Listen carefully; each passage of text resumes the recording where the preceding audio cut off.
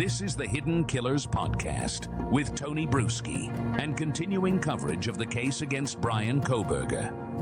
Got a text yesterday from a friend of mine over at Dateline saying you're gonna really want to watch Dateline Friday. I was intrigued. I'm like, what are we talking about here? At first, I thought it was about the Karen Reed trial because that's going on right now.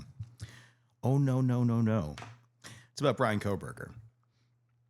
And since I found out about it, I've been like, I cannot wait to talk about this. They just dropped the trailer for what is going to be shown on Dateline this coming Friday. And it is pretty big. I'd say bombshell-ish, if you will, in this case. What Dateline is going to be showing is for the first time a lot of pieces of evidence that are in the repertoire of the prosecution and will be used against him in court. We're talking new video surveillance footage of the white Hyundai Elantra in high definition. Yeah, near the house on King Road, going back and forth repeatedly. What's going on in the search history of Bryan Kohberger before and after the killings? And what images did he have on his phone? We're about to take a look at all of that in the next couple of seconds. And some amazing reporting from our friends over at Dateline. Shane Bishop, one of the producers on this. Keith Morrison reports. Here's a look, a preview of what to expect. I know I'll be sitting there with my popcorn. Take a look.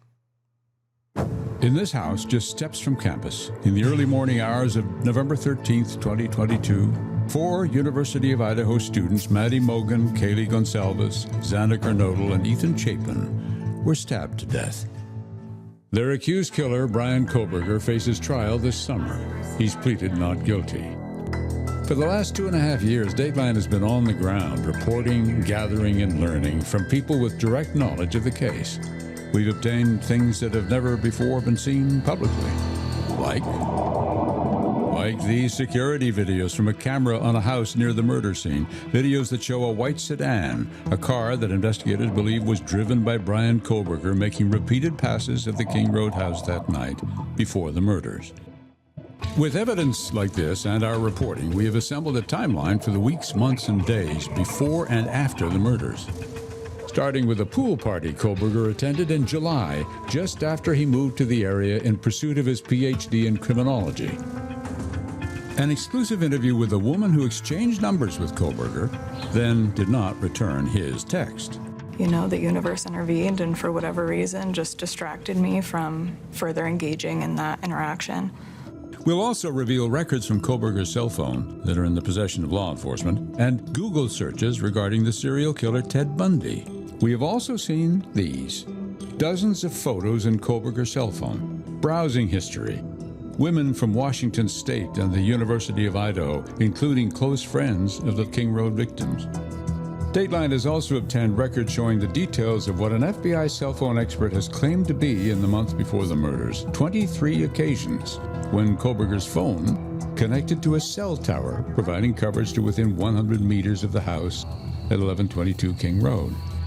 And in the hours after the murders, details of the timing of phone calls Bryan Kohberger made to a phone linked to his parents just before the controversial selfie he took. And we'll talk to the mother whose daughter was supposed to be staying in the house the night of the murders, but a change of plans may have saved her daughter's life. How soon was it that you thought, my God, she was going to be there? I didn't think about that right away. Oh. All I could think about was the kids. Makes you sad too, doesn't it? It does. Sorry. So many damaged families. Angela Nevejas told us that her daughter Ashlyn, Maddie Mogan's best friend, moved away from Idaho and now refuses to come home to visit because of the trauma associated with the murders. She's hoping some of that may change and Ashlyn will start to grieve after Bryan Kohberger's trial. Keith Morrison reporting, and that is what you're going to see on Dateline this coming Friday on NBC. Yeah, there's some big stuff in there. There's a lot to unpack in there. text messages, new video footage of the car in high definition, images on his phone, and insight from FBI experts on what this is all about. This is going to be a big one. And it's going to answer a lot of questions in a case that has had so much mystery surrounding it for almost 3 years now. We, of course, will be watching it. We'll be breaking it down next week as well here on the podcast. Be sure to check that out. I'm Tony Bruschi. We'll talk again real soon. Craving non-stop true crime updates? Press subscribe now and get the latest cases, analysis, and expert commentary delivered straight to your feed. Only from the Hidden Killers podcast and True Crime Today.